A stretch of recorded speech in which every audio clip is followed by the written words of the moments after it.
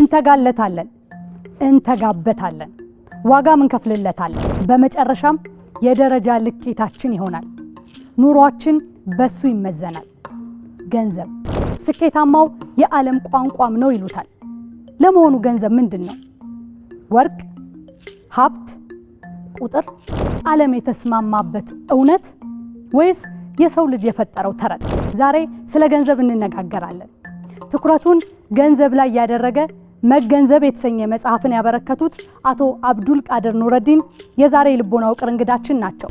ሰዎች ስለ ገንዘብ በትክክል ማወቅ ያለባቸው እውነት ምንድነው ብለን እንጠይቃለን። በቆይታችን ገንዘብንና የገንዘብን ስርዓት ለመገንዘብ እንሞክራለን። እንደ ሁልጊዜው አብራችሁን ስለምትሆኑ ደስ ይለናል። የደስደስ ተስፋ ነኝ። መልካም ቆይታ። የልቦና ውቅር ፕሮግራም ስፖንሰር ኢትዮ ቴሌኮም።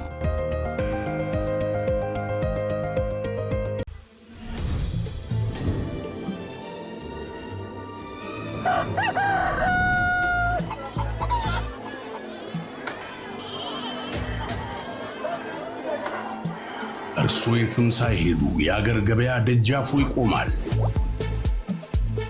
መክፈልና መቀበል በፍጥነት ይፈጸማል።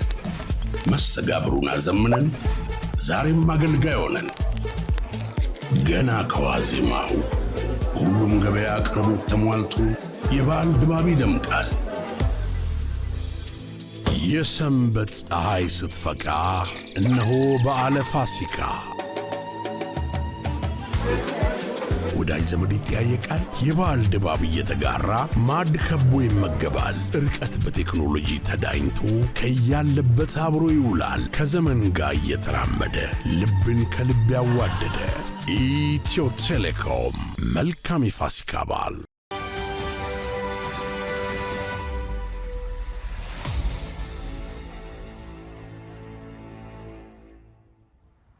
አብዱል ቃድር የልቦና ውቅር እንግዳ ሆኖ እዚህ ስቱዲዮ ስለተገኙ በጣም እናመሰግናለን። እንኳን በደህና መጣ።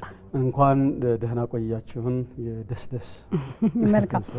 እንግዲህ መገንዘብ ለሰሞኑ በተለይ መገንዘብ 2 ለሰሞኑ ለአንባቢያን የደረሰ መጽሐፍ ነው። ቀደም ብሎ መገንዘብ 1 ወጣ።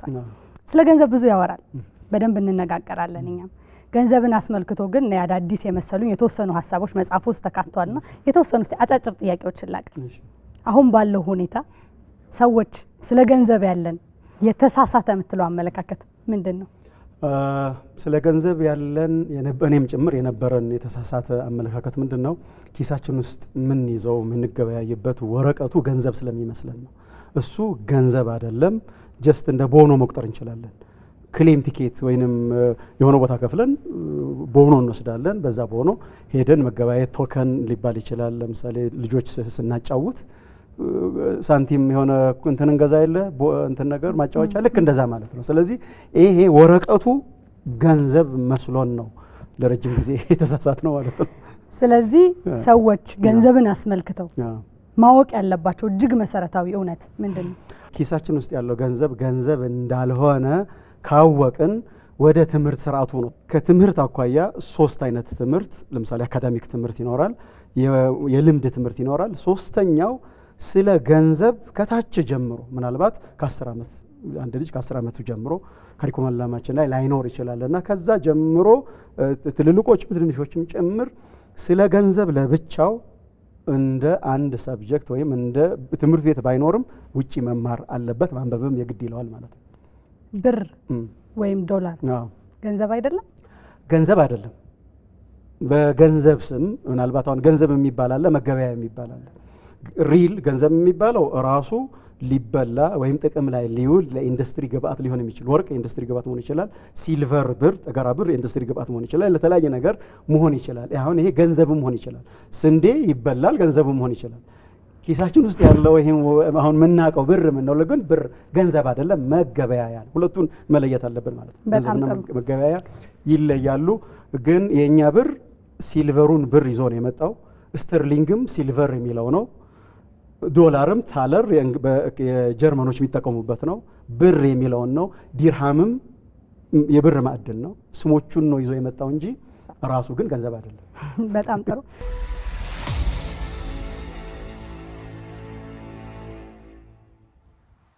ታዲያ ገንዘብ ምንድነው? እስቲ ስለ ገንዘብ በደንብ እንነጋገር። ምንድነው ገንዘብ? ሀብትም አይደለም የሚል አንድምታ አለው መጽሐፍ ውስጥ ያለ ሐሳብ እኔ እንደገባኝ።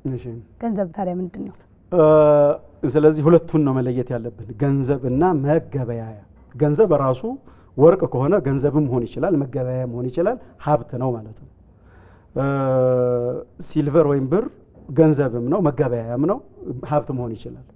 ስንዴ ገንዘብም ነው መገበያያም ምግብም ነው፣ ገንዘብም መገበያያም ይሆናል።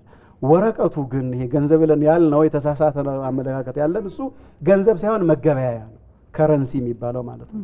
መኒና ከረንሲ ገንዘብና መገበያያ ብንለው ይሻላልና ገንዘብ የምንለው መኒ በሚለው እንያዘው፣ መገበያያ የሚለው ደግሞ ከረንሲ የሚለው በራሪ ማለት ነው፣ የሚበር ማለት ነው። እና ስለዚህ ሀብት የሚባለው ራሱ ውስጡም ገንዘብ የሆነ ስናስቀምጠው የማይጋሽብ ላለፉት 1000 ዓመት 1 ግራም ወርቅ 1 ግራም ወርቅ ነው። ለሚቀጥለውም 1000 ዓመት 1 ግራም ወርቅ፣ ይሄ አሁን ሀብት ነው ማለት ነው። ብሯ ግን ይሄኛ አሁን ገንዘብ ያልናት ገንዘብ ሀብት የማይሆነው አንዳንዴ ከኤቲኤም ገንዘብ አውጥተን እቃ ጠይቀን ከኤቲኤም ሄደን እስከምናመጣ ድረስ ዋጋ ሊቀየር ይችላል። ስለዚህ አሁን ያ ሀብት ነው ተብሎ ተይዞ ተማምነን የምናስቀምጥበት ነገር አይደለም ማለት ነው። እሴት አይዝም የምትለው ነገር ነው በውስጡ በራሱ እሴት አይደለም፣ መገበያያ ነው። ሁን ይባላል። ገንዘብ ሁን ተብሏል፣ ስዕል ተስሎበታል። የሆኑ ስዕሎች የወፍ የሰፌድ የምን ተስሎበት ገንዘብ ነው ተብሏል እንጂ አሁን ይሄ በራሱ ገንዘብ አይደለም። ሁን የተባለ ነው ይሆናል። አሁን ግሽበት የምንለው አሁን ገንዘብ የሚባለው ላይ ግሽበት የለውም። 1 ግራም ወርቅ 1 ግራም፣ 1 ግመል 1 ግመል፣ አንድ በሬ ነው በሬ በሚለው ማለት ነው። ከዛ ከበሬ ሲወርድ ወይፈን ነው የሚሆነው፣ ከወይፈን ሲወርድ ጥጃ ነው የሚሆነው። እና ይሄ ግን የገንዘብ የሚባለው ይህ ነው፣ አይታይም፣ አይዳሰስም፣ አይጨበጥም። ሞባይላችን ውስጥ ነው ያለው። ያ የሚታይ የሚዳሰስ የሚጨበጥ ነገር አይደለም። እና ገንዘብ ነው ብለን መውሰድም የለብንም። መገበያያ በሚለው ልንይዘው እንችላለን። ሁን ይባላል፣ ይሆናል። ገንዘብ ሁን ይባላል። ከለር ይቀባል። አረንጓዴ 10 ብር ሁን ይባላል። የሆነ ጊዜ 100 ብር ነበር። አረንጓዴ ተቀብተው 100 ብር ነበር። 5 ብርና 50 ብር ዜሮ ይቀነስለታል፣ ዜሮ ይጨምርበታል። 55 እና 50 ይሄ ጀስት እንደ የግብይ መንግስት የሚያወጣው የግብይት ማሳለጫ ካልሆነ በስተቀር በራሱ ገንዘብ ነው ብለን ወሰድ አንችልም። በእርግጥ ይሄ እዚህ ጋር የደረሰው የገንዘብ በሂደት ነው። ቀደም ባለው ጊዜ ሀብት ቀደም እንዳልከው ገንዘብ ማለት ሀብት ነበር፣ ወርቅ ነበር። ከዛ እያለ ሂደቱ እዚህ ደርሶ በደንብ እናየዋለን እንዴት እዚህ መጣ የሚለውን። በእርግጥ በመጽሐፉ ውስጥ የገንዘብ ትርጉም በሃይማኖት በተለይ በእስልምናና በክርስትና ምን ተብሎ እንደሚታሰብ መጽሐፍ ውስጥ ተቀምጧል። ስለዚህ አሁን ካለው የገንዘብ ትርጉም ጋር ያ ሃይማኖታዊ ብያኔ ወይም ትርጓሜ ዝምድና አለው? በጣም ተራርቋል። ቁርጥ አድርጎ ለመናገር በመጽሐፍ ቅዱስም ይሁን በቁርአንም በሌሎችም እምነት ገንዘብ ተብሎ የተቀመጡ ነገሮች ኦልሞስት ተመሳሳይ ናቸው እና አሁን ካለው ገንዘብ ጋር የምስራቅና ምዕራብ ያህል ነው እንትን ያለው። ለምሳሌ በቁርአን ብንወስድ ወይም በእስልምናው ብንወስድ ዲናር የሚባል አለ፣ ዲርሃም የሚባል አለ። 1 ዲናር 4 ከሩብ ግራም ወርቅ ነው። 4 ከሩብ ግራም ወርቅ ወደ ግራም ስንቀይረው ማለት ነው። ስለዚህ ያ 1 ሚስቃል ይባላል። ወይም ሰቅል የሚባለው ወደ ክርስትና መጽሐፍ ቅዱስ ስናመጣው 1 ሰቅል ወደ 11 ግራም ወርቅ አካባቢ ነው። በወርቅ ነው። አሁን ይሄ ለምሳሌ ጌሰም ብለን ብንወስድ በክርስትናው ጌራ አለ፣ ሰቅል አለ፣ ምናን አለ፣ መክሊት አለ። ስለዚህ መለኪያ ያላቸው እያንዳንዳቸው ማለት ነው። ስለዚህ አንድ ሰቅል 20 ጌራ ነው። 1 ጌራ ወደ ግማሽ ግራም አካባቢ ይመጣል። 2 ጌራ 1 ግራም አካባቢ ይሆናል። ስለዚህ ወደ 1 ጌራ ማለት ስንት ነው? ወደ 10 ፍሬ ስንዴ ማለት ነው በክብደት። ስለዚህ ወደ ሰቅል ስናመጣ ወደ 11 ግራም አካባቢ ወርቅ ይመጣል። ያው ጌራ ወርቅ እንደ ስም ይጠቀማል መሰለኝ አይደለ? ከዛ ምናን የሚባል ወደ እሱ ወደ 57 ግራም አካባቢ ወርቅ ነው። የመጨረሻው አንድ ሰው መክሊቱን አገኘ ይባላል አይደል? አንድ ሰው መክሊቱን አገኘ ሆነ በግጥም መክሊቱን አገኘ በምን መክሊቱን አገኘ እንደምንለው አንድ መክሊት ስንት መሰለሽ? ወደ 34000 ግራም ወርቅ ነው። 34 ግራም ነው 34 ኪሎ ወርቅ አንድ ሰው መክሊቱን አገኘ የሚባለው 34,000 ግራም ሆን በ30,000 ብር ብናባዛው በጣም ሂውጅ ብዙ ብር ነውና አንድ ሰው መክሊቱን አገኘ ሲባል ወደ 34 ኪሎ ወርቅ ያው ሀብታም ሆነ ማለት ነው። ሀብታም ሆነ ማለት ነውና ስለዚህ የሚለኩት በወርቅ ወርቁ በምን ይለካል? በስንዴ ነው የሚለካው። ስለዚህ 15 ፍሬ ስንዴ 1 ግራም ይመጣል። አንዱ 0.06 ግራም ስለሚሆን ማለት ነውና ወደዚህ ወደ እስልምናውም ስናመጣው አንድ ዲርሃም ወደ 3 ግራም ብር አካባቢ ሲልቨር ነው የሚሆነው። አንድ ዲናር የሚባለው 4 ከሩብ ወርቅ ነው የሚሆነው። 85 ግራም ወርቅና 595 ግራም ብር በምንዛሪ ደረጃ እኩል ናቸው እና ወደ እንደዚህ በቃ በስንዴ ነው የሚለካው ማለት ነው። አሁን ዘካም ስንመጣ 20 ሚስቃል ወይም 20 ሰቅል አንድ ኒሳብ ይመጣል። አንድ ኒሳብ ማለት አንድ ሰውየው 85 ግራም ወርቅ ደረሰ ማለት ዘካ መክፈል የሚችልበት ደረጃ ማለት ነው። ስለዚህ የሚለካው በስንዴ ወደ ከብትም ስንሄድ በከብት ነው የሚለካው እና የመጽሐፍ ቅዱስም ጋር ስንሄድ እንደዚህ ሆነውና አሁን ሰቅል በኢብራይስጥ ሸቅል ነው የሚሉት ስለሚቸገሩ ይመስለኛል ሸቅል ነው የሚሉት። አሁንም ይገለገሉበት ገንዘባቸው ሸቅል ነው። ሰቅል ክብደት ማለት ነው። የሚከብድ ነገር ሚዛን ማለት ነው ሰቅል ማለት እና ከዛ ከሚለካ ነገር ነው ከሚመዘን ነገር ነው የሚመጣው። የአሁኑ ግን አይመዘንም አይመዝንም። 100 ብር ስንት ነው ቢባል አይታወቅም። እንዴት ነው እዛ የደረሰው? መቼም ተመልካች ግር የሚለው ይመስለኝ ይሄ እንደው እኛ ስለምንጠቀምበት ገንዘብ ነው የሚያወሩት ወይስ ማለቱ አይቀርም ይመስለኛልና ፊያት የምትለው ነገር አለ። ስለዚህ አሁን ከሚለካ ገንዘብ ይሄ በሰው ልጅ ከስልጣኔም ጋር ታያይዘዋል። ይሄ የገንዘብ ታሪክ ይሄ ኢቮልቭ እያደረገ የመጣበት ከሚለካበት አሁን አይምንም ነው ቁጥር ነው ወደምትለው ምንድነው ፊያት ትባለ። ምንድነው ፊያት ራሱ እንዴት ነው እዛስ ድረስ የተደረሰው? እና እዛ ጋር ያው በሂደት ነው ለረጅም ዓመት ከኋላ እኔ መቼም ከአባታችን ከአዳም ተነስቼ ነው መጽሐፉ ላይ እዚህ እስከ አሁን እስከ ዲጂታል ገንዘብ ለማያያዝ ነው የሞከርኩትና ያው አለፍ ተብሎ ሜን ፓርቱ ብቻ ነው እና በሂደት ነው የመጣው። ይሄን አሁን ያለው አሁን ያለው ወረቀቱ የመጣው 1944 ላይ ነው። 1944 በፈረንጆቹ አቆጣጠር ማለት ነው። ከዓለም እንትኖች ምስራቅና ምዕራብ ሶሻሊዝምና ካፒታሊዝም በነበረበት 44 ሀገሮች ብሪተን ውድስ ላይ ተሰብስበው አሜሪካ ተሰብስበው ኬዙን ያነሳችው ያው ሁለተኛ ዓለም ጦርነት በኋላ እንግሊዝ ትንሽ ቸግሯት ስለነበረ በጦርነቱ ብዙ ብር አውጥታ ብዙ ገንዘብ አውጥታ ስለነበረ አለች።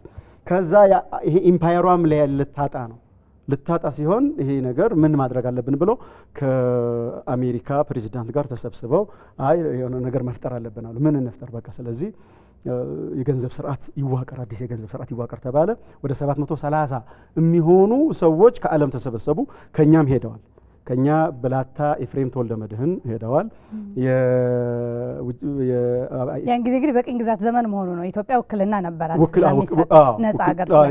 ነጻ ሀገር ስለነበረች ማለት ነው። ስለዚህ ከአፍሪካ ኢትዮጵያ ሄዳለች፣ ነጻ ሀገር ስለሆነች ሄዳለች እና ከኛ ብላታ ኤፍሬም ተወልደ መድህን የሄዱት የምክትል የውጭ ጉዳይ ሚኒስቴር ነበሩ። በኋላ በአሜሪካ የኢትዮጵያ አምባሳደር ነበሩ። በጣም የሚያሳዝነው ፓርት ግን የቅኝ ግዛት ወደ ቅኝ ግዛት እየመጣን ዓለምን ወደ ሌላ ቅኝ ግዛት እየተመጣ ስለነበረ ነጻ ሰው ብላታ ኤፍሬም ተወልደ መድህን ሄደዋል። ከባንክ ባለሙያ ማን ሄደው? አሜሪካዊ ነው ሄደው ማለት ነው። አልበርት ብሎወርስ የሚባል ሰው የኢትዮጵያ የመንግስት ባንክ ገዢ ስለነበረ እና ሄለን ዊላርድ ሆነው ኢትዮጵያን ወክለው አሜሪካኖቹ ኢትዮጵያን ወክለው ነው እዛ ስብሰባ ላይ ተገኙ። አሁን እንግሊዝና አሜሪካ አልተስማሙም በዚህ በገንዘብ ሂደቱ ላይ ማለት ነው። በእንግሊዝ በኩል ካይንስ የሚባል ሰው ነው፣ በዚህ ደግሞ ዋይት የሚባል በአሜሪካ። ካይንስ ምንድን ያለው ሁሉም ሀገር እንግዲህ አሁን ድንበር ኮሎኒያል ድንበር እንትን ብለዋል። ሁሉም ሀገር እንትን ይኖረው አለ የየራሱ ገንዘብ ያውጣ፣ በዛ ገንዘብ መሰረት አንድ ዓለም አቀፍ ገንዘብ ይኖርና በኢምፖርት ኤክስፖርት እየተለካ ይሰራ የሚል ነው ያወጣው ማለት ነው። በዚህኛው በኩል አይ ይሄ እንኳን ያው አሪፍ ነው ደስ ይላል አለ አሜሪካዊው። ጥሩ ነው ደስ ይላል፣ ሁሉም እንደ ልፋቱ ሊያገኝ ማለት ነው። አይ እንደዛ አይሆንም፣ እኛ ብዙ ወርቅ ይዘናል፣ በወርቅ መሆን አለበት አለ። ስለዚህ ወርቅ ያለው ሰው ዓለምን ይምራሉ። ቀድሞ እነሱ ዓለም በጦርነት አሁን እየተዋከበ ያለው አሁን እነሱ እያዋከቡ ሌላ ስራ ነው እየሰሩ ያሉት። ዓለም በአንደኛ ዓለም ሁለተኛ ዓለም ጦርነት እየተዋከበ እያለ እነሱ ምን አደረጉ? ብዙ ወርቅ ይዘዋል። ስለዚህ ወርቅ አለህ አለው። የለኝም። አንተስ ወርቅ አላችሁ? የለንም። ስለዚህ የዓለም 3/4 ወርቅ እኛ ጋር ነው ያለው፣ እኛን እንመራው አሉ። ጎልድ ስታንዳርድ አረጉ። በቃ ጎልድ ስታንዳርድ ሆነ ማለት ነው። ከዛ በዛ አንተ አጨብጭቦ ተነሱ። ስለዚህ ወርቅ ከዶላር ጋር ተያያዘ፣ ወይም ዶላር ከወርቅ ጋር የአሜሪካ ዶላር ከወርቅ ጋር ተያያዘ። ሌሎች ገንዘቦች ከዶላር ጋር ተያያዙ ማለት ነው። ስለዚህ ኢትዮጵያን ብር ከዶላር ጋር ተያይዞ 2.45 ይመንዘር ተባለ። ስለዚህ እዛ ፊላዴልፊያ አሜሪካ ታትሞ ኢትዮጵያ ዶላር የሚል የአፄ ኃይለ ሥላሴ ፎቶ ያለበት ዶላር ታትሞ መጣ እና በዛ ሂደት ነው የመጣው። አሁን እዚህ ጋር ምንድነው ዌል ሌላው ዓለም ወርቅ የለውም ወይም ብዙ ወርቅ የለውም። አሜሪካ ብዙ ወርቅ ይዛለች። በምን ሊገበያይ ነው? በምን ሊገበያይ ነው? መገበያያ። ስለዚህ ምን መፈጠር አለበት? ማን ነው አቅርቦቱ ትንሽም የሆነ ብዙም የሆነ ለዓለም የሚዳረስ ግን ትንሽ የሆነ ወይም ብዙም የሆነ አይነት ነገር ምንድነው? አንድ የሆነ ድራማ ላይ ያለ ምንድነው የሚለው ሚስት ለማግባት መጥቶ ማለት ነው ምን አይነት ሚስት ነው የምትፈልገው ሲባል አጋቢ ጋር ሄደው አጠር ብላ ረዘም ያለች ጠየም ብላ ነጣ ያለች አይነት ማለት ልክ እንደዛ ምንድነው ገንዘቡ ያለ ጨዋታ ያለው ሰው ገንዘቡ ምንድነው አቅርቦቱም የተገደበ ግን ዓለም ላይ የሚዳረስ የሚል የትሪፊን አጣብቂኝ የሚባል ነገር መጣ። ሮበርት ትሪፊን ከሚለሱ ጥናት ነውና ምን ይሁን ስለዚህ ይሄ ገንዘብ ብዙም ለዓለምም ሄዶ የሚዳረስ ግን አቅርቦቱም ያነሰ እንደ ወርቅ ማለት ነው። እንደ አቅርቦቱም ያነሰ እንዲህ አይነት በቃ አሜሪካን ኃላፊነቱን ወስዳለሁ አለች። ወርቄን ይዣለሁኝ፣ ዶላር እኔ እቆጣጠራለሁኝ፣ ኃላፊነቱን ወስዳለሁ አለ። ሶ ምን ሆነ? አሁን ሄዶ አሁንም ጦርነቱ ምንም እናየው የዛ የተያይዞ የመጣ ነውና ለዓለም መዳረስ አለበት ያ ገንዘብ የተባለው ነገር፣ አቅርቦቱም መገደብ አለበት። ሶ መጨረሻ ላይ አሜሪካ ምን ወሰደች? በቃ እኔ ባለ ዕዳ ሆናለሁ አለች። የግድ ይሄ እንዲህ አይነት ነገር ሊመጣ አይችልም። ለዓለምም የሚዳረስ ደግሞ የማይበዛ ነገር ይሄ መምጣት አይችልም። በተፈጥሮ መምጣት ስለማይችል ኃላፊነቱን ሊወሰድ። ስለዚህ ምን ይሁን በቃ ይሄ በእኔ ባለ ዕዳ አልሆናለች። አሁን አሜሪካ ዶላር አሜሪካ ዕዳ ብሔራዊ ዕዳ 38 ትሪሊየን ዶላር ነበረ። አሁን የሰሞኑ ጦርነት ወደ 39 ትሪሊየን ደርሷል። እዚህ ያው ዶላር ይወጣል። የአሜሪካ የንግድ ሚዛኑ ምንድነው? ሁሌ ኢምፖርት ቤዝድ ነው ማለት ነው። ይገዛሉ ማለት ይገዛሉ ዶላር ለመበተን ማለት ነው። ዶላር ለመበተን እቃ ይገዛሉ። ስለዚህ አሁን አሜሪካ ባለ ዕዳ ነች። የዓለም ባለ 39 ትሪሊየን ዶላር ዕዳ አለባት። እንትን አትልም ትኖራለች። እቃ ብር ዶላር ይወጣል፣ እቃ ይገባል። እና የበዛ መዛባት ያንን መዛባት ተሸከመን ያለ ነው። አሁን አሜሪካ ዕዳዋን ትክፈል ከተባለ ዶላር ነው የምትከፍለው። ደግሞ ችግር የለባትም ዶላር ትከፍለናለች። ዶላር ትከፍላለች ማተም ስለምትችል ትከፍላለች። ስለዚህ ዝም ብላ ብትከፍለንም ጥቅም የለውም። ብላ ዶላሩን ብትሰጠንም ጥቅም የለውም። በዛ ሁኔታ ያው ብዙ ነገር ስለ ገንዘብ ያለንንም አመለካከት ገና ስለሆነ ኦልሞስት አብዛኛው ዓለም ካሪኩለሙም ላይ የለም። ይችኛው ከዋኛው እዚህ ጋር የምናወራት ነገር ካሪኩለሙ ላይ ነው። አሁን በአካውንቲንግ እንግዲህ እስከ ማስተርስ ወደ 5 እስከምደርስ ድረስ ይሄኛው አሁን የምናወራቸው ነገሮች እኮ በካሪኩለም ደረጃ እናገኛለን። ምንድነው ብላችሁ ነው የምትማሩት? ለምሳሌ ለማንጸር እንዲመች ካሪኩለሙ ምንድነው የሚያደርገው ገንዘብን? ከዛ ይሄኛው የምትለው ሲስተም ደግሞ ገንዘብን ምንድነው የሚያደርገው? ይሄ የምንማርበት ካሪኩለም ወጥተን እንዴት እንደምንቀጠር ለምሳሌ አንድ አካውንታንት በቃ የአካውንቲንግ ሲስተሞች እንዴት አካውንታንት እንደሚሆን፣ እንዴት የፋይናንስ ባለሙያ እንደሚሆን፣ እንዴት ተቀጥሮ እንትን እንደሚል ነው እንጂ ገንዘብ ምንድነው? ብሪተን ውድስ ምንድነው የተደረገው 1944 ላይ ኒክሰን ሾክ በኋላ የተለያየበት ምንድነው የተፈጠረው? ስለዚህ አሜሪካ ለምሳሌ አሁን ይሄ ዶላር እስካሁን ድረስ እንትን ብለን ኢትዮጵያ ብር ኒውዮርክ አይመነዘርም፣ የአሜሪካ ዶላር ግን አዲስ አበባ ይመነዘራል የሚለውን ጥያቄ እንኳን ኩዌስችን አናደርግም። ስለዚህ ትምህርት ቤት ላይ የምንማረው ተቀጣሪ እንድንሆን፣ እዚህ ጋር የምናወራው ግን እንዲህ የአያቴን ኑሮ ነው እየደገምኩኝ ያለሁት። አያቴ አባቱን ደገመ፣ እኔ አባቴን ልጆቼ እኔ ነው የሚደግሙት። በዚህ ሁኔታ ነው ዝም ብሎ ፐርፔቹዌት እያደረግን የምንሄደው በሚል ይሄ ነገር የተሳሳትነው ነገርማ አለ በሚል ነው ወደ ንባብ ስገባ ሌላ ጉድ ሌላ ታሪክ ውስጥ ነው ያለው። የፋይናንስ ስርዓቱ ሌላ ነው፣ ዓለሙ ሌላ ነው። እኛ የምንማረው ሌላ ነው። የፋይናንስ ስርዓቱ ይሄድ ያለው ሌላ ነው። እኛ ወተን ተምረን ወተን የምንቀጠረው ያልተማረ ሰውዬ ጋር ነው። ወተን የምንቀጠረው ከትምህርት ያቋረጠ ሰውዬ ጋር አሁን ያለው ማለት ነው። ኦኬ ትምህርት መጥፎ ሆኖ አይደለም እኮ ካሪኩለሙ ልክ ያልሆነ አሜሪካ እኮ ትክክል ነው ካሪኩለሙ ለነሱ ትክክል ነው። እየሰሩበት ነው፣ የሀብታም እየሆኑበት ነው። ስለዚህ ቻይና ወጣች ካሪኩለማን በራሷ አድርጋ ሄደች። ጃፓን በራሷ ነው እየሄደች ያለችው። አሁን ምናልባት ፈረንሳይ ከፈረንሳይኛ በተሻለ እንግሊዝኛ የምናውቅ ይመስለኛል ከጀርመን። ስለዚህ እነሱ ለራሳቸው በሚሆን ካሪኩለም ነው እየሄዱ ያሉት። እኛ ገንዘባችንም ከዛ ጋር ተያይዞ ትምህርታችንም ከዛ ጋር አያይዘን ስለ ገንዘብ እንማረው በቃ የሆነ ተቀጣሪ ሆነን የሆነ መቀጠር መጥፎ ነገር ሳይሆን ተቀጥሮም ብዙ ደረጃ ይደረሳል። እኔው ከዛ ግን የገንዘብ ስርዓቱ ካሪኩለም ላይ ያለው ሌላ ነው። ስናነብ ያገኘ ነው። ለዛ ነው ይሄማ ህዝቡ ማወቅ አለበት። በጣም ጥሩ። ወደ መጻፍ ይመጣ የአሜሪካው የብሪታኑ ዱጋ ስንመለስ ዶላር የዓለም መገበያያ ከወርቅ አንጻር መሆኑ ነው ያመጣው ይሄንን የዓለም የፋይናንስ ስርዓት መዛባት ወይስ ከዛ በኋላ ቀጥሎ የተደረገው ሌላው እርምጃ ነው?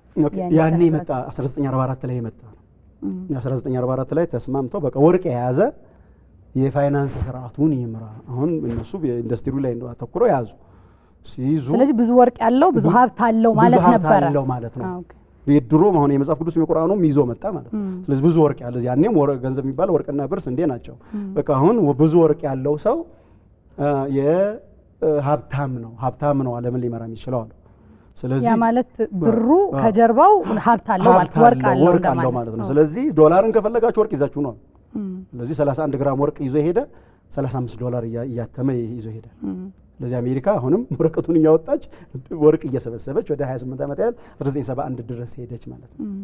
እና ያኔ አሁን ለአሜሪካ ምን ሰጣት? ያልተገባ ልዩ ጥቅም አሜሪካ ያዘች። ነፃ ምሳ ነው የምትበላው። ለምን ሁለታችንም ኢትዮጵያና አሜሪካ $1 ቢሊዮን ቢበደሩ አሜሪካ ዶላር አትማ ሳታትምም ቁጥር ጽፋ መክፈል ትችላለች። እኛ ግን ቡና ሽጠን ገበሬዎቻችን አምርተው ቡና ሽጠው ከብት ሽጠን ወርቅ አምርተን ብለን ነው ከዛ ዶላሩን ካገኘን በኋላ ነው ዳምን ከፍለው ምን የሚገናኝ አይደለም። ግብይት ምን ከፍለው እንደዛ አድርገን ነው። ስለዚህ ሲስተሙ ለአሜሪካ ልዩ ጥቅም ሰጣት። እስካሁን ድረስ በዛ ሁኔታ ነው እየሄደ ያለው። አሁንም ዛሬም ምናልባት መች ይህን ሲስተም መች እንላቀቀዋለን ፕሪዲክት ለማድረግ ይከብዳል።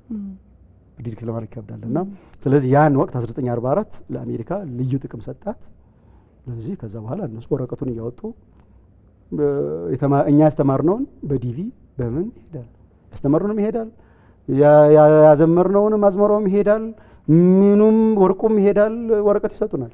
እኛ ግን ማሽንም ለመግዛት የግድ ቀድመን ምን መሸጥ አለብን? ወርቅ መሸጥ አለብን፣ ስንዴ መሸጥ አለብን፣ ቡና መሸጥ አለብን። በእግርና በጀት የመሮጥ ያህል ሲስተሙ እንደዛ ነው። ስለዚህ እኛ እሱን ሲስተሙን ተከተለን ሄዱ መቀየር አለበት ነው ያለው። ስለዚህ ፊያት የምትለው ይሄ ከፊያትም በፊት ነው። ከዛ በኋላ ደግሞ ፍጹም ከዚህኛውም ለምሳሌ ብር ከጀርባው ንብረት ከመሸከምም ደግሞ ቀጥሎ አሁን ያለንበት የምትለው ደግሞ ወደ እንደምትለው ቁጥር ብቻ ሆኗል የሚል ሐሳብ አለ መሰለኝ። ኦኬ ፊያት ማለት የላቲን ቋንቋ ፊያት ሰው እንዲገባው ፊያት የሚለው የላቲን ቋንቋ ነው። መኪናው አይደለም። እቺ ምን ለማለት መኪናው ሳተ መጀመሪያ ለማስረዳቱ ተቸግሬ ነበር። እንደውም የወረቀት ገንዘብና ወለድ ብዬ ነው የጀመርኩት። ፊያት የሚለው ብዙ ሰው ይሄ መኪና ማለቱን ነው። እንደውም ሰው ያሾፍ ነበር። ለምን መርሴዲስ አይሻልም እንዴ ፊያት ከምትለው ይል ነበርና ስለዚህ ፊያት የሚባለው በላቲን ቋንቋ ይሁን ልክ አምላክ ፀሐይ ይሁን አለ ሆነ፣ ሰማዩ ሰባት ይሁን አለ ሆነ፣ ብርሃን ይሁን እንደዛ ማለት ነው። ፊያት የሚለው መንግስት ይሄ በቃ የሆነ ነገር ይቀባውና ገንዘብ ይሁን ይለዋል ይሆናል ነው እኮ በቃ ሌላ የተለየ ነገር ግን። ስለዚህ ያው እዚህ ጋር ሰፌድ ምትሰፋ ተስሎባታል። እሷ 10 ብር ትሆናለች። የሆነ ነገር ተስሎበት ወይ ሞፍ ተስሎበት 1 ብር ይሆናል።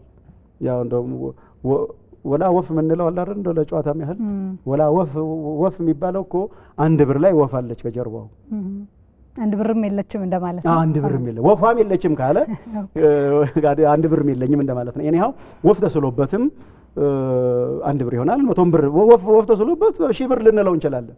ስለዚህ መንግስት ሁን ይለዋል ይሆናል። ይሄ ቃል ፊያት የሚለው በላቲን ነው። ወደ አራማይክም ከወሰድነው ይሄ አብራካዳብራ የሚባል አለ። የመንግስት አብራካዳብራ ይባላል ፊያት። አብራካዳብራ ማለት ምንድነው? በጥንት ስልጣኔ ሜሶፖታሚያ፣ ኢራቅ፣ ኢራን ምናምን አካባቢ ያለ የዛ አራማይክ ቋንቋ ያልኩት ሆነ እንደማለት ነው። ነገ ይዘንባል ይላል ይዘንባል እንደማለት ነው። ስለዚህ አሁን ከሌ ይመጣል ይባላል፣ ከመጣ ይሄ አብራካዳብራ ይባላል፣ ወይም የአስማት ቋንቋ ማለት። ስለዚህ ፊያቱ የመንግስት አስማት ነው። የመንግስት አስማት ነው። ልክ ሲኞሬጅ መንግስት ደግሞ ምን አለው? ሲኞሬጅ አለው ማለት ነው። ሲኞሬጅ ላይ እንመጣለን። ይሄኛው ነገር የመጣው ራሱ ቅድም ያያይዘን ይዘነው እየመጣን ስለነበረ ለምሳሌ ወርቅ በመያዟ አሜሪካ ዶላርን ከወርቅ ጋር ነጻጽራ ዶላር በጣም ጉልበተኛ እንደነበረ ይሄኛው ፊያትን እና ከምንም ቁጥር ከምንም ገንዘቡን መፍጠር ያው ነው ፊያት የምትለው ሐሳብ ከዛ ጋር የሚያያዝ ነገር ስላለው አሁንም እሱ ውሳኔ በአሜሪካ ውሳኔ መጣ ነው የኒክሰን ንዝረትን እንድታነሳው ተሰበሰቡ። የዓለም ሀገር ያንዳንዱ ሀገሩ 44 ሀገር ወክሎ ተሰብስቧል። ተሰብስቦ ወርቅ ተብሎ ተቀመጠ። ልክ ከዛ 28 ወርቅ ያለው ይግዛ ወደ ቅድም ስንመለስ ወርቅ ያለው ይምራ አይደለ የሆነው።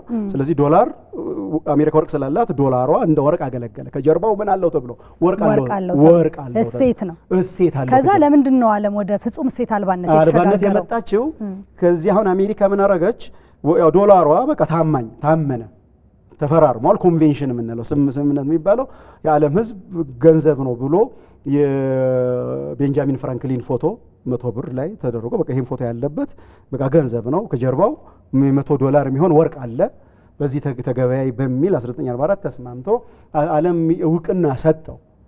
ስለዚህ እውቅና ሰጥቶት እየተገበያዩ ያለ አሜሪካ ግን ምን ተመቻት? ወርቅ ሳይኖርም ታወጣለች ዝም ብላ ማለት ነው። ከሌላ ዓለም ወርቅ ይመጣል። በአንድ ወቄት ወይም በ31 ግራም ወርቅ ያመጣሉ። ተጭኖ በአውሮፕላን ተጭኖ ይሄዳል። በ35 1 ግራም ለ$1 አካባቢ ነው። 31 ለ35 31 ግራም ለ35 ዶላር ወረቀቱ ማለት ነው። እና እሱን ይዞ ይሄዳሉ። ከዛ ከሌላ ዓለም ተጭኖ የመጣው ወርቅ አጥፍተውታል። ወይም አንድ ትልቅ መጋዘን አላቸው። አሁንም ፎርት ኖክስ የሚባል አንድ ክፍለ ሀገር ነው የወርቅ መጋዘን። እዛ ይገባል። ያጠፉትንም አጥፍተዋል። እንዳሻቸው ይሆናሉ። በወርቃቸውን ይዘው ሄደው ወረቀት ያወጣሉ፣ ወርቅ ይቀበላሉ። ወረቀቱን ዶላሩን ያወጣሉ፣ ይቀበላሉ። ከዛ ዓለም መጠራጠር ጀመረ። ይሄ ነገር እንዴት ያለ ጨዋታ ነው? እኛ ወርቅ ወስደን ወረቀት ነው እየወሰድን ያለን። ድሮ ልጅ ሆነን ታናናሾችን እንደምናደርገው ማለት ነውና ውሃ አስቀድተን እናመጣና የባህር ዛፍ ቅጠል ቆርጠን እንሰጣቸው ነበር። ይሄ የልብስ ቁልፍ ከሰጠናቸው ውድ ነው ተላላ መጽሐፍ ውስጥ ያያያው ቆርኪ ውድ ነው ማለት እንደዛ ማለት እንዴ ይሄ ነገርኛ ወርቅ ሰጠነው እነሱ እኮ ዝም ብለው ወረቀት ነው አትሞ እየሰጡን ያለው ብለው ስዊዞች ተነሱ። ስዊዝ ቀድማ ተነሳች። ከዛ አይ ወርቄን አለች አልፈልግም ዶላራቸውን ወሰዱ። ይሄውን ከዶላር ጭና ሄዳ ማለት ነው። ለምን ስምምነቱ ምንድነው? ወርቅ ያመጣ ዶላር ይወስዳል። ከዛ ዶላር ደግሞ ያለውን ዶላር ይዞ የመጣ አሜሪካ ወርቅ ትሰጣለች። ስምምነቱ እንደዛ ነው። ግን ወርቅ ይመጣል። ወረቀቱን ዶላሩን ይዞ መጥቶ ከአሜሪካ የሚወስድ ሰው የለም። ከመጣም እንትን ይላል። በቃ ዝም ብለ ስነ ስርዓት አድርገህ ነው የሚባለው። በመንግስት ደረጃ ስለሆነ የሚወሰደው በቃ አንተ ነዛ ስዊዝ ባንክ ወስደህ አስቀምጥ፣ አትረብሽ፣ በቃ ዝም ብለ ወረቀት ይዘህ ወሰድ ነው የሚባለው። እና ስለዚህ በዚህ ሁኔታ ላይ ይሄ ነገር ስዊዝ አላማረኝ ማለች፣ ወጣሁኝ አለች። ከብሪተን ውድስ ወጥቻለሁ አለች። አሁን ስቲል የተባበሩት መንግስታት እንትን አባልም አይደለችም። ከዛ ፈረንሳይ መጣች፣ ጀርመን መጣች። ይሄ ነገር ወርቃችን አለ በቃ ሁሉ ወርቃችን ስጥን አሉ። ዶላር የሰበሰቡ ወርቄን ጨርቄን እያሉ አሜሪካን ማስጨነቅ ጀመሩ። ከዛ ለ12 ሆነው ተሰበሰቡ። አሁንም ያው ዓለምን የገንዘብ ስርዓት የሚመሩት 12 የአሜሪካ ስቴቶች ናቸውና ለ12 ሆነው ተሰብስበው አረብ ገቡ። ከዛ እሁድ ዕለት ወጥተው 1971 ላይ አዋጅ አሉ። ካሁን በኋላ ማንም ሀገር አሜሪካ መጥቶ ወረቀት ዶላር ይዞ መጥቶ ወርቅ የሚጠይቅ ማንም ቢመጣ አንሰማውም። እናንተ ድሮ ያው የጅል ስራ ነው ሰው ይሰራው። ወርቅ ይዞ ሄዶ ወረቀት ይዞ ነው እየተመለሰ ያለ። አሜሪካ ኒውዮርክ ወርቅ ይዞ ይሄዳል፣ ወረቀት ይዞ ይመለሳል። ያው ድሮም የጅል ሰራን ይዘሩትና ስለዚህ ወረቀታችሁን ዶላሩን እዛው ብሉት ከፈለገ እዛው ያዙት። ያው ብሉት ባይሉ ያዙት ወረቀታቸውን ያዙ። በቃ አንሰጥም። ይሄው እንደውም ሚስተር ኮናሌን አባረነዋል። የግምጃ ቤት ኃላፊ ነበር፣ የወርቅ ግምጃ ቤት ኃላፊ። እሱም ተባሯል፣ ሴናተር ነው። እሱም በቃ ተባሯል። መስኮቱንም ዘግተናል። ብትመጡም የምታገኙት ሰው የለም። ሱቁን ዘግቷል። የወርቅ ሱቅ ተዘግቷል። የመቀበያው ወርቅ አታምጡ፣ ካሁን በኋላ ወርቅ አታምጡ፣ ወረቀትም አታምጡ፣ ከፈለጋችሁ እንዋጋ። እዛ አንድ ያው በተሸወድሽበት ሱቅ እንኳን አታልፊም አይደል? የሆነ ሱቁ ላይ እኮ የሆነ ባለ እንትን ሱቅ ከሸወደሽ እኮ ታፍሪያለሽ። የዓለም ሕዝብ አፈረና ዝም አለ። በቃ ምን ይበል ደን ምን ተፈጠረ? ዶላር ወር በጣም ወደቀ። ሚያየው እንትን ጠፋ። ማን ነው በጣም ረከሰና ምን ሄደው ሳዑዲን ይሄ ገልፍ ሀገሮችን እነሱን ይዘው ያን ነዳጅ ስለዚህ አሁንም ያታቆሰን ያለው ዓለም ያታቆሰ ያለው እሱ አይደለም። ስለዚህ ነዳጅን ያዙ። ስለዚህ እናንተ ነዳጅ እየሸጣችሁ ያላችሁት በእናንተም በሪያል አትሸጥም፣ አንተም በዲናር ሳዳምም በቃ አትሸጡም ተባለ። በዶላር ነው የምትሸጡት። ካልሆነ ምን እንትን እናደርጋለን፣ ሌላ ታሪክ ውስጥ ነው የምንገባው አሉ። ወደ 9 ወር አካባቢ ፈጅተዋል ስምምነቱ ማለት ነው። በዶላር ማንሸጥም ሸጣለን። ፔትሮ ዶላር የምትለው ስምምነት የዶላር ምንድነው የነዳጅ መገበያያ ዓለም ላይ ዶላር ብቻ እንዲሆን ያደረገው ማለት ነው ስምምነት ማለት ነው። ስለዚህ እሱ ስምምነት መጣ። ያው ትልቅ አምራች ሳዑዲ ነበረች። ሳዑዲ ንጉስ ፈይሰል በጣም በትግል እንደውም የሆነ እንትን ላይ በግመል ነው ሄዱት ይባላል ስምምነቱ ላይ በረሃ እነዛ መኪና መጡ፣ እሳቸው በግመል ሄዱ። ምንድነው ሲል እኛ አንዴ ከጠጣ የኛ ህግ እንትን መኪናችን ይሄ ነው፣ መጓጓዣችን ይሄ ነው። አንዴ ከጠጣው እኮ 2 ወር አይፈልግም፣ ውሃ 2 ወር አይፈልግም። የእናንተ ነው በየቀኑ ነዳጅ የሚፈልገው። ስለዚህ ከያዛችሁት የመካከለኛው ምስራቅ ግዛት ለቃችሁ ውጡ፣ ካልወጣችሁ አለቃ አይነት እንትን ሆኖ በኋላ ላይ ያለ ብቻ በወርቅ እንከፍላችኋለን አሏቸው ለሳዑዲ ተብለው የሆነ ስምምነት ውስጥ ገቡ። ስለዚህ አሁን ፔትሮ ዶላሩን አሁን ከጀርባው ድሮ ወርቅ ነበር ከ1944 እስከ 1971 ወርቅ ነበር ከጀርባው ከወረቀቱ ጀርባ ወርቅ ነበር ተብሎ ይታሰብ ነው። በኋላ ወዴት መጣ? ወደ ፔትሮ ዶላር። ስለዚህ ዶላር አሁን ኢትዮጵያ በቃ ዶላርን እንትን ለማድረግ የግድ ማን ነው ነዳጅን ለመግዛት ምን ማድረግ አለብን? ዶላርን መፈለግ አለብን። ዶላርን ለማግኘት ምን ማድረግ አለብን? ቡና መሸጥ አለብን። ያለንን ነገር ማለት ቡና፣ የሰው ኃይል፣ ከብት እነሱን ሽጠን ዶላር ምን ለመግዛት ነዳጅን ለመግዛት ማለት ነው። ስለዚህ አሁን ነዳጅ ባይፈለግ የኤሌክትሪክ መኪናዎች ሌሎች ነገር በኤሌክትሪክ ቢመጡ ምን እያያዙ ነው? አሁን አሜሪካኖቹ አሁን ትራምፕ እኮ እያደረጉ ያሉት ሬር አርዝ ሜታልስ እኮ ነው እያሉ ያሉት በጣም ውድ የሆኑ ማዕድናት እሱን ነው መያዝ። አሁን ዓለም በሙሉ እያስገድዱ ያሉት ወደዛ ነው። ውድ ማዕድናቶቹ ለቀጣይ አሁን ለመጣው ቴክኖሎጂ ስለሆነ ገንዘብ ማለት ቴክኖሎጂ ስለሆነ እሱን እንትን የሚያደርጉ ማዕድናት ናቸው። አሁንም ወደዛ ነው እየሄዱ ያሉት ማለት ነው። የልቦና ውቅር ፕሮግራም ስፖንሰር ኢትዮ ቴሌኮም።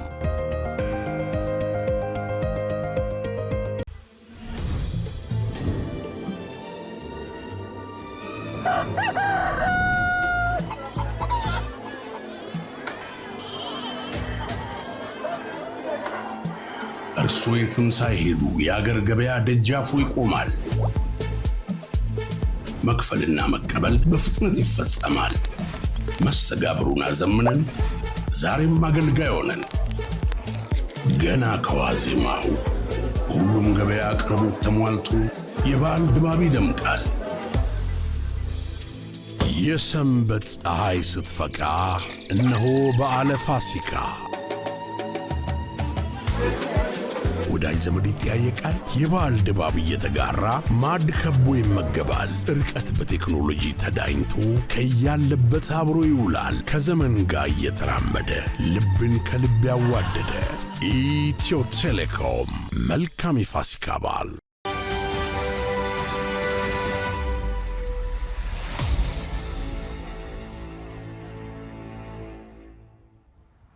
ሲኖሬጅ የሚል ቃል አለ መጽሐፍ ውስጥ። ምንድነው ሲኖሬጅ? ስለ ገንዘብስ በራሱ የሚነግረን ነገር ምንድነው? ያው ሲኞር ማለት አለቃ እንደማለት ነው እና ሲኞሬጅ የምትለው እልቅና መስጠት። ለምሳሌ እልቅና ህዝቡ ተሰብስቦ ለመንግስት አለቃነት ይሰጠዋል። ኦኬ፣ በእንደራሴ በኩል አለቃነት ያደረ አሁን በፓርላማ የኛ ስርዓታችን የፓርላማ ስርዓት ነው። ስለዚህ እንደራሴዎቹ አሉ እንደ ወይም በተወካይ አማካኝነት እልቅና አይደለ ለላይ ለሚኒስትሮቹ ጠቅላይ ሚኒስትር ከዛ ብሔራዊ ባንክ ይሾማል። ብሔራዊ ባንክ ምን አለው ማለት ነው? የአለቃነት መብት አለው ማለት ነው። ህዝቡን ወክሎ ህዝቡን አማክሮ ወይም ሲስተሙ ይይዘዋል። ብሔራዊ ባንክ ዝም ብሎ አያትምም ማለት ነው። ግን ምን አለው? አለቃነት መብት አለው። አለቃነቱ ምን በማድረግ ብሔራዊ ባንክ ተብሎ አንድ ተቋም ሲቋቋም ምን ማውጣት ይችላል? መገበያያ ኖቷ ይሄ ምን ገበያ እሱን ማውጣት ማተም ይችላል ማለት ነው። እሱን የማተም የአለቃነት መብት ማለት ነው። እና ለዚህ 100 ብር ለማተም 10 ብር ቢፈጅ 90 ብር የማግኘት መብት አለው ማለት ነው ብሔራዊ ባንክ። ያው ዞሮ ዞሮ የህዝቡ ማለት ነው። ግን አለቃነቱ ለማን ተሰጠው? ለብሔራዊ ባንክ። ለዚህ 100 ብር ለማተም ብሔራዊ ባንክ 10 ብር የወረቀቱ ዋጋ ማለት የወረቀቱ የማተሚያ ዋጋ 10 ብር ቢፈጅ ሲኞሬጁ 90 ብር ነው ማለት ነው። 20 ብር ቢፈጅ ሲኞሬጁ 80 ብር ነው። በ100 ብር 20 ብር ያወጣል፣ 80 ብር ያገኛል ማለት ነው። 10 ብር ያወጣል ብሔራዊ ባንክ 10 ብር ወጪ ልክኛ ደረሰኝ እንደምናሳተመው ማለት ነው። የሚያሳትሙ ቦኖ አይደል? 10 ብር ወጪ ያደርጋል፣ 90 ብር ያገኛል ማለት ነው። ያንን ወዴት ይወስደዋል? ብሔራዊ ባንክ 90 ብሩን ወይ 10 ብር ወጪ አድርጓል። ከወጪ ቀሪ 90 ብር አለው። የደስደስ 100 ብር ይዘሽ ትሄጃለሽ። እሱ 100 ብር ወዴት ነው የምትወስጂው? ንግድ ባንክ ወደ ማያትሙ አሉ። ለንግድ ባንክ ሄደሽና ዲፖዚት የምታደርጊው በዛ መሰረት ይሳለጣል። እና ሲኞሬጅ የሚለው ይሄ እልቅና አለቃነት ወይም ገንዘብን የመፍጠር መብት አብራካዳብራው ያለው ማለት ነው። ቁጥር ነው የሚጨመረው፣ ቁጥር ነው የሚታደለው። ያንን ግን ቁጥር የመቆጣጠር መብት አሁን የህግ አውጪ ምናምን የምንላቸው ይሄ የተለያየ የኦዲት ተቋማት የህግ ተቋማት እሱን ነው የሚቆጣጠሩት። አጉል በስቶም ሌላ ችግር እንዳይፈጥር አንሶም ደግሞ እንትኑ እንቅስቃሴው ደግሞ እንዳይገደብ ማለት ነው። የቁጥር አልኬሚ የምትለው መሳብስ ነው። አዎ የቁጥር አልኬሚ አሁን ያው የፊያት መፍጠር ፊያት ሁን ተብሎ የሚሆነው ባዶ በቃ ብርሃን ሁን ተብሎ ብርሃን እንደሆነው ገንዘብ ሁን ተብሎ ገንዘብ እንደሆነው ይሄንን ሲስተም የፈጠሩበት አልኬሚ የክሬዲት ሲስተም ነው። የብሔራዊ ባንክ 100 ብር ወስደሻል ወይም 100 ሺህ ብር እንበለው። ከ100 ሺህ ብር ብሔራዊ ባንክ ማተም የሚችለው ብሔራዊ ባንክ ነው። ንግድ ባንኮች ማተም አይችሉም። ብሔራዊ ባንክ ማተም ይችላል፣ መነገድ አይችልም። ንግድ ባንኮች ደግሞ ማተም አይችሉ፣ መነገድ ይችላሉ። ያባዙታል ማለት ነው። አዎ ከዛ ያንቺን 100 ሺህ ብር ምን ይሆናል መሰለሽ? ቁጥሩ እንዴት ነው ክሬት የሚሆነው የሚባለው? የሚያትመው 100 ሺህ ብር ያተመው ብሔራዊ ባንክ 100 ሺህ ብር አትሞ ቁጭ ይላል። 100 ሺህ ብር ላይ ነው የሚቆመው። ንግድ ባንኮች ግን ያንቺን 100 ሺህ ብር 900 ሺህ ብር ያደርጉታል። እንዴት? ኦኬ እንዴት? ጥሩ ጥያቄ ነው። 100 ሺህ ብር የት ነው የምትወስጂው? ብሔራዊ ባንክ ሳይሆን የብሔራዊ ባንኩን 100 ሺህ ብር ንግድ ባንኮች ነው ዲፖዚት አካውንት ከፍተሽ ዲፖዚት ታደርጊያለሽ። እዛ ዲፖዚት የተጠራቀመው ቁጠባው ንግድ ባንክ ደግሞ ከቁጠባ ላይ 90% የማበደር መብት አለው። አሁን ባለው በኢትዮጵያ ሕግ 93% አካባቢ ነው። 92 ወይም 93% ነው ባለ ስታንዳርዱ 90% በሚለው እንሂድ።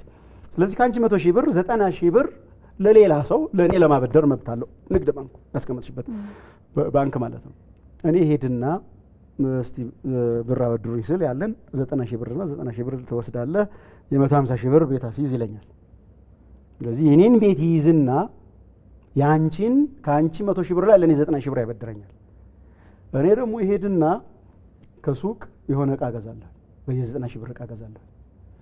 ምገዛው ሰውዬ ደግሞ ያው ከባንክ ነው የምከፍለው አይደለም፣ አካውንት ክፈት ይባላል። አካውንት ይከፍታል፣ እዛው ባንክ ላይ መጥቶ አካውንት ይከፍታል፣ እቃውን ይሸጥልኛል። እኔ 90 ሺህ ብር የኔ 90 ሺህ ብር እቃው ደሸጥልኝ ሰው ያስተላልፍና ስለዚህ ባለ ሱቁ መጥቶ የ90 ሺህ ብር አካውንት ይከፍታል። ያንቺ 100 ሺህ ያለ 90 ሺህ ሆነ ማለት ነው። ከሱ 90 ሺህ ደግሞ ለሌላ ሰው 90%ቱን 80 ሺህ ብር እንበለው 80 ሺህ ብር ለሌላ ሰው ያበድራል። በሱቅ ዞሮ ይመጣል። ከ80 ሺህ 70 ሺህ ይወጣል። እንደገና በሌላ ተቋም ዞሮ ይመጣል። እንዲህ እያለ ሲሽከረከር ያንቺ 100 ሺህ ብር 900 ሺህ ይደርሳል። ስለዚህ ምን ሆነ? ብሔራዊ ባንክ 100 ሺህ አተመ፣ ንግድ ባንክ 900 ሺህ አሽከርክሮ 900 ሺህ አረገው። አንድ ላይ 1 ሚሊዮን ብር ሰርኩሌሽን ላይ ተፈጠረ ማለት ነው። ቁጥሩ ተፈጠረ ማለት ነው። ቁጥሩ ተፈጠረ ዝም ብሎ ክሬዲት ማዟዟር ማለት ነው። ለምን ክሬዲት እንዴት ተዛዛረ የሚባለው? ያኛው ባዳብራ ካዳብራው ሲኞሩ 100 ሺህ ብር ፈጠረ። አንቺ ለንግድ ባንኮች ወይ ለአንዱ ንግድ ባንክ አምጥተሽ ስታስቀምጪው ንግድ ባንኩ ባለ ዕዳ ነው። የደስደስ 100 ሺህ ብር አስቀምጣብኛለች እኔ ባለ ዕዳ ነኝ ይላል። ክሬዲቱ ተፈጠረ ማለት ያ የሚልክልኝ ቴክስት ባለ ዕዳ ነኝ ባለ ዕዳ ነኝ ነው የሚለው። your account is credited by ይላል። እኔ ባለ ዕዳ ነኝ ደስደስ 100 ሺህ ብር ባለ ዕዳ ነኝ ብሎ መተማመኛ ይልካል። ከዛ እሱን ወደ ንብረት ያዞረዋል። የኔ ንብረት ይይዝና 90 ሺህ ብሩን ወደ 200 ሺህ ብር ቤት ይይዝና ዕዳውን ትኩሱን ድንች ወደ ሌላ ያዞረው። ያም ይመጣል እንደገና ያው እንደዛ እያደረገ የሚጫወተው ክሬዲት ነው። ገንዘቡ ምንድነው ማለት ነው? የክሬዲት ሲስተም ነው። አልኬሚው እሱ ነው። ስለዚህ ዓለም በምን ውስጥ እየገባ ነው? በክሬዲት ሲስተም ውስጥ እየገባ ማለት ነው። ክሬዲት ሲስተም በዱቤ ሲስተም በዕዳ ሲስተም ውስጥ ነው እየገባን ያለ ነው ማለት ነው። ስለዚህ ዕዳን እኛ በጣም አይደለም እንፈራው፣ ሲስተሙ ግን ዕዳ ነው። ጨዋታው በዛ ውስጥ ነው ያለው። ስለዚህ ንብረትን ማኔጅ እኛ አሁን ካሽ ንብረት ነው ይመስለን ይሆን ያለ ይመስለናል። የለም ያለው ዕዳ ነው። ስለዚህ አሁን ሞር ዕዳ ማኔጅ ማድረግ ላይ ነው ማወቅ ያለብን። ዕዳ ለማን አሁን እንደውም ብዙ ጊዜ በኖርማል ህይወታችን የምናውቀው ተበዳሪ ይሳቀቃል አይደል? ተበዳሪ አይደል የሚሳቀቀው? በዚህ ግን ስንመጣ አበዳሪ ነው የሚሳቀቀው። አሽከርክሮት ቀስ ለምሳሌ አንቺ ገንዘብ አበደርሽኝ አይደል? ስለዚህ አንቺ በተለይ በአሁን ሰዓት ላይ ገንዘብ ለሰው ከሰጠሽው የመመለሱ እኮ ቻንሱ በጣም ሬር ነው። ባለው ጉልበተኛ የሚሆነው ማን ነው? ገንዘብ የተበደረው ሰውዬ ነው እኮ ጉልበተኛ የሚሆነው። አንቺ ነሽ የምትለምኝ። ኧረ እንደው በጊዜ ግባ፣ ጊዜው ከፍተዋል፣ መኪና እንዳይገጭ። አሜሪካን ባለ ዕዳ ነች፣ የ39 ትሪሊየን ባለ ዕዳ ነች አይደል? ጉልበተኛ እሷ ነች። አሁን በዚህ ሲስተሙ ላይ ስንመጣ ክሬዲት ብዙ ዕዳ ያለበት ሰው ነው ጉልበተኛ።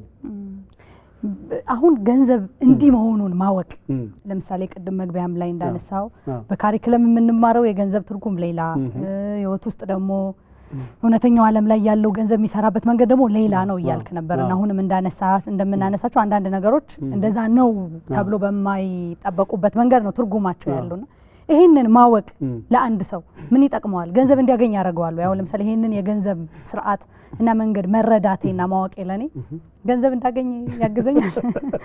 በጣም ምርጥ ጥያቄ ነው። ምናልባት የመጽሐፉም ሜን ቶፒኩ ይሄ የልቦና ውቅር ፕሮግራም ስፖንሰር ኢትዮ ቴሌኮም።